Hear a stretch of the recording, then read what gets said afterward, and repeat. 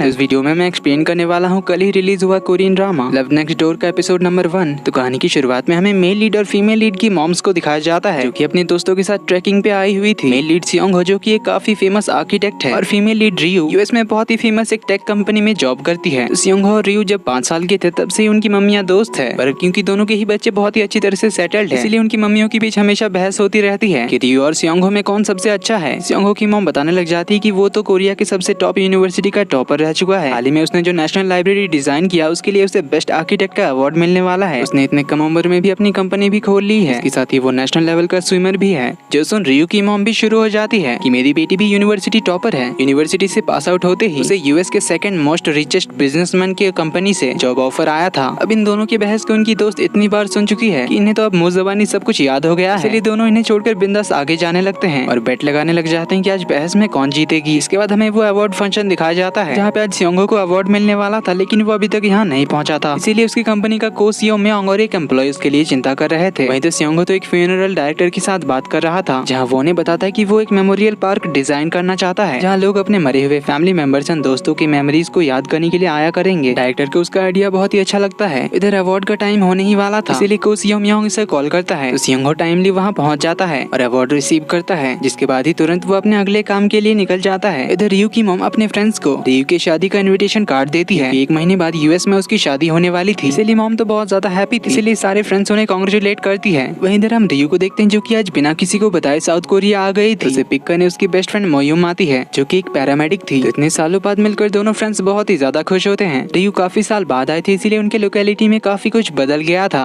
रियू यहाँ का खाना बहुत मिस कर रही थी, इसीलिए दोनों राइस केक खाने के लिए हाई स्कूल टाइम में जिस रेस्टोरेंट में खाते थे वहाँ जाते हैं, जहाँ दोनों अपने पुराने दिनों की बातें करते हुए खाना खाते हैं। तभी शॉप में रियू का भाई आ जाता है, इसलिए रियू जल्दी से साइड में घूम जाती है और मोम को भी छुपने के लिए कहती है। तो भाई के जाने के बाद मोम उससे पूछती कि आखिर तुझे हुआ क्या, अपने भाई से क्यों छुप रही है। इस पे रियू बहाना कर देती कि वो अपनी फैमिली को सरप्राइज करना चाहती है। इसमें वो मोयुम को हेल्प करने के लिए कहती है। तो दोनों उनके घर को सजाने के लिए कुछ बलून्स वगैरह साथ लेकर आने लगती है और मोयुम को एक इमरजेंसी केस के लिए कॉल आता है, इसलिए उसे रियू को छोड़कर जाना पड़ता है, जिससे रियू तो अकेली पड़ जाती है और अब उसे अपनी फैमिली के सामने आने से डर लग रहा था क्योंकि रियू ने कुछ तो गड़बड़ किया था। फिर भी वो हिम्मत करके घर की ओर जाने लगती है। रास्ते में वो एक जगह रुकती है जहाँ बचपन में एक सोना हुआ करता था, जहाँ बचपन में रियू और सियोंग हो के मॉम्स इन दोनों को नहाने ले जाया करते थे। इसके बारे में याद करके रियू को तो काफी एम्बैरेसिंग लगने लगता है। रियू आसपास घूमकर देखने लगती है कि आखिर यहाँ पे किसने बिल्डिंग बनाई है। तभी पीछे से सियोंग हो आता है, उससे पूछता है कि कौन हो तुम। दोनों एक दूसरे को इतने साल बाद देखकर थोड़ा हैरान होते हैं। सियोंग हो पूछते है तुम यहाँ क्या कर रही हो। रियू कहती है तुझे क्या, मैं यहाँ जो भी करूँ। सियोंग हो कहता है कि तू मेरी जमीन के ऊपर खड़ी है। रियू तो उसकी बात को मजाक में उड़ा देती है। सियोंग हो कहता है ये मेरा ही ऑफिस है, इसीलिए अपना पैर हटा और यहाँ से जा। रियू चिढ़कर जाने ही लगी थी कि तभी वो रास्ते की एक तरफ से अपनी मॉम को आता हुआ देखती है और दूसरी ओर से उसके डैड आ रहे थे, इसीलिए वो सामने पड़े एक बड़े कार्टून के अंदर छुप जाती है और सियोंग हो को उसकी हेल्प करने के लिए कहती है और उसकी ट्रॉली बीच रोड पर रह गई थी। तभी यहाँ उनकी मॉम्स पहुँच जाती है, जो लोग सियोंग हो को काफी टाइम बाद देखकर बहुत खुश होते हैं। अगले हफ्ते सियोंग हो के इस ऑफिस की ओपनिंग है, इसके लिए सभी लोग इसे बधाई देते हैं। मॉम उसे घर चलने के लिए कहती है, तो सियोंग हो ने थोड़ी देर बाद आता हूँ कहकर जाने के लिए कहता है, पर तभी इन सबकी नजर पड़ती है ट्रॉली पर। तो ये सभी आसपास देखने लग जाते हैं कि आखिर किसने ये ट्रॉली बीच रास्ते में रखा है। सियोंग हो को पता नहीं था कि ये रियू का है, इसलिए उससे पूछने पर कहता है कि मैं नहीं जानता। पर तभी रियू उसके पैर में मारती है, तो ये समझ जाते हैं कि ये रियू का है, इसीलिए कहता है कि हाँ ये मेरा ही है। तो ये लोग उसका सामान रखवाने में उसकी हेल्प करने की बात करते हैं। तो सियोंग हो उन सबको कैसे भी करके समझा बुझाकर घर भेज देता है। फिर वो रियू से पूछने लग जाता है कि आखिर तुम इन सबसे क्यों चुप रही थी। रियू जवाब नहीं देती तो सियोंग हो उसे बाहर नहीं आने दे रहा था, पर रियू कार्टून फाड़ के बाहर आ जाती है। सियोंग हो फिर से पूछता है कि वो चुप क्यों रही थी। रियू टॉपिक चेंज करते हुए कहते हैं कि तेरा ऑफिस तो बहुत अच्छा है। वॉशरूम यूज करने के बहाने वो उसके ऑफिस के अंदर चली आती है, फिर पूरे ऑफिस के अंदर घूमने फिरने लग जाती है। वहीं सियोंग हो उसे बार बार घर जाने के लिए कह रहा था, रियू तो हर बार टॉपिक चेंज करके कुछ ना कुछ पूछने लग जाती है। इसके सवाल खत्म होने के बाद सियोंग हो फिर से उसे जाने के लिए कहता है, पर रियू हड़बड़ी में ऊपर की ओर जाने के चक्कर में वायर से फंसकर गिर जाती है। इस चक्कर में एक बुक शेल्फ उसके ऊपर गिरने वाला था, पर सियोंग हो उस बुक शेल्फ को पकड़ लेता है, लेकिन उसके अंदर रखी हुई एक बहुत ही भारी मेटल की मूर्ति सियोंग हो के पीठ पे गिर जाता है। इससे उसे बहुत दर्द होता है, तो रियू उसके कपड़े उठाकर उसके पीठ पे देखने लग जाती है, जहाँ इस भारी मेटल के चोट का निशान तो था ही, साथ ही उसकी पीठ पर एक बड़े कट का निशान भी था। इसे देखकर उसे उनके बचपन का एक इंसिडेंट याद आता है, जब छोटी रियू सियोंग हो को बचाने के लिए दूसरे लड़कों से लड़ रही थी, तब गलती से उसका धक्का सियोंग हो को लग गया था, जिस वजह से नुकीले तारों से सियोंग हो के पीठ पर चोट लग गया था। रियू को बहुत बुरा लगता है, कहती कि अभी भी ये निशान है। सियोंग हो कहता है कि मैंने कहा ना कि तुम जब भी मेरे आसपास होती हो तो हमेशा मुझ पर ही मुसीबत आती है। रियू कहती है अब कुछ ज्यादा ही हो रहा है।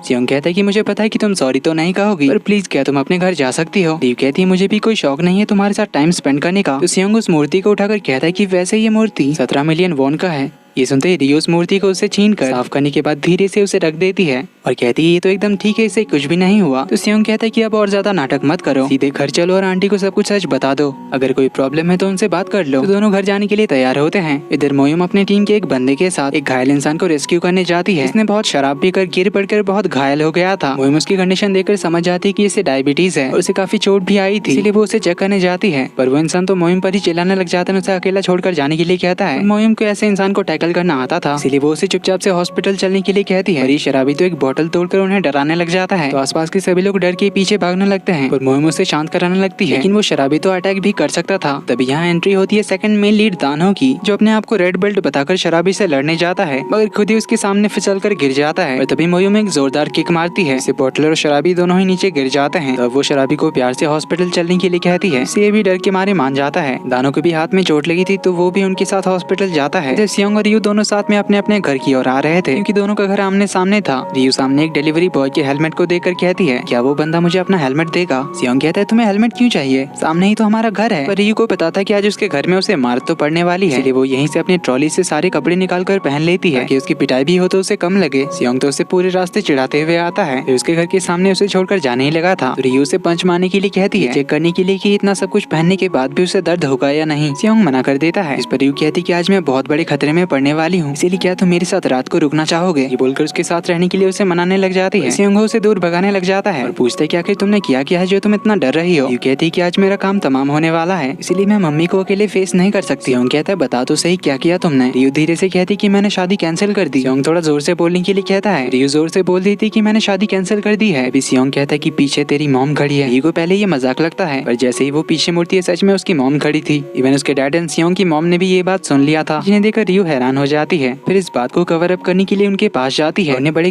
कैजुअली बताती कि मैंने शादी कैंसिल कर दी। जो सुनकर उसके मॉम को तो बहुत ही ज्यादा गुस्सा आता है, वो उसकी पिटाई करने के लिए उसके पीछे ही पड़ जाती है। ये 1 महीने पहले तुम शादी कैसे कैंसिल कर सकती हो? ये तो सियोंग के पीछे छुपकर उन्हें समझाने की कोशिश करने लग जाती है। इस चक्कर में सियोंग को उसकी मॉम की मार पड़ने लग जाती है। सियोंग उन्हें थोड़ा शांत कराता है, इसकी बात सुनने के लिए कहता है। मॉम शादी कैंसिल करने का रीजन पूछती कि क्या उस जुन ने शादी के लिए मना कर दिया? क्या उसने तुम्हें चीट किया? अगर ऐसी बात है तो मैं खुद जाकर उसे सबक सिखा कर आऊंगी। पर रियू कहती कि उसकी गलती नहीं है, गलती मेरी ही थी। जो सुन सब लोग हैरान होते हैं। मॉम कहती कि फिर क्या तूने उसे चीट किया? ये बोलकर फिर से उसे मारने के लिए पीछे पड़ जाती है। बेचारे सियोंग को फिर से उनकी मार खानी पड़ती है। ये देखकर रियू के डैड उनके बीच आकर उन्हें रोकते हैं और एक बार रियू की पूरी बात सुनने के लिए कहते हैं। रियू कहती कि मैं पूरी बात कहूँ उससे पहले मुझे प्रॉमिस करिए कि आप मुझे नहीं मारोगी, मैं जो भी कहूँ उसके बाद। मॉम प्रॉमिस करती है। तो रियू कहती कि एक और बात है जो मुझे आपको बतानी है कि मैंने अपनी जॉब भी छोड़ दिया। जेसन अगेन इन सबको झटका लगता है और मॉम फिर से उसके पीछे पड़ जाती है, उसे डांटते हुए कि तुमने इतने साल मेहनत करके पढ़ाई किया, तो इतनी अच्छी जॉब को तुमने क्यों छोड़ दिया? तो मॉम के डांट और पिटाई से बचने के लिए रियू सियोंग का हाथ पकड़ के यहाँ से भागने लग जाती है। उसकी मॉम भी काफी दूर तक उनके पीछे भागती है, पर वो ज्यादा दूर नहीं जा पाती। वहीं ये दोनों भागते हुए काफी दूर चले आते हैं, जहाँ दोनों थक कर एक बेंच पे बैठते हैं। तो सियोंग उसके अचानक से जॉब छोड़ने का रीजन पूछता है। रियू कहती कि पिछले 10 सालों से कंप्यूटर के सामने बैठकर काम करने से मैं थक गई हूँ, इसीलिए छोड़ दिया। तुम जानते हो मैंने कितनी मेहनत से पढ़ाई की थी। ग्रेजुएट होने के बाद ही मुझे जॉब ऑफर आया, इसलिए मैं सीधे यूएस चली गई। इतने सालों से लगातार काम किया, एक अनजान देश में अडेप्ट किया, फिर एक दिन एंगेजमेंट भी कर ली।